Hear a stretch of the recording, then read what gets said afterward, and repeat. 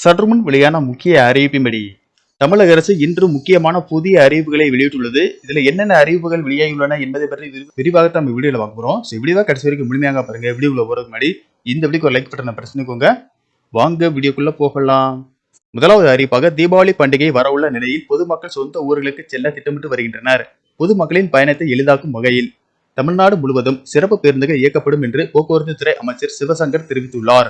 அதன்படி தீபாவளி பண்டிகைக்கு முன்பாக அக்டோபர் 16ஆம் தேதி முதல் 19ஆம் தேதி வரை 4 நாட்களுக்கு சிறப்பு பேருந்துகள் இயக்கப்பட உள்ளன.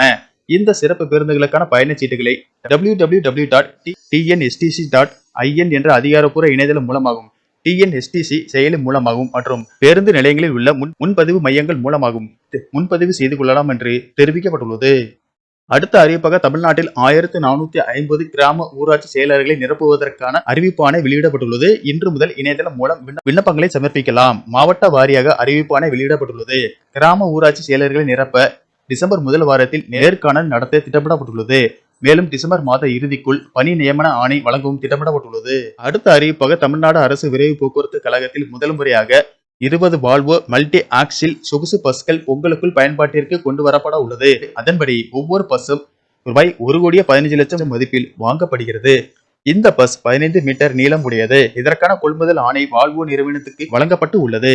இந்த வால்வோ பஸ் வழக்கமான பஸ்ஸை விட பெரிதாக இருக்கும். ஒரே நேரத்தில் 51 பேர் பயணம் செய்ய முடியும். அதிர்வுகள் இல்லாமல் பயணிக்கலாம். சொகுசு படுக்கை வசதி, ஏசி வசதி, மொபைல் போன் சார்ஜிங் வசதி, வைஃபை, பயணிகளுக்கு தனிப்பட்ட ரீடிங் விளக்குகள் ஆகிய வசதிகள் இதில் இடம்பெறுகிறது.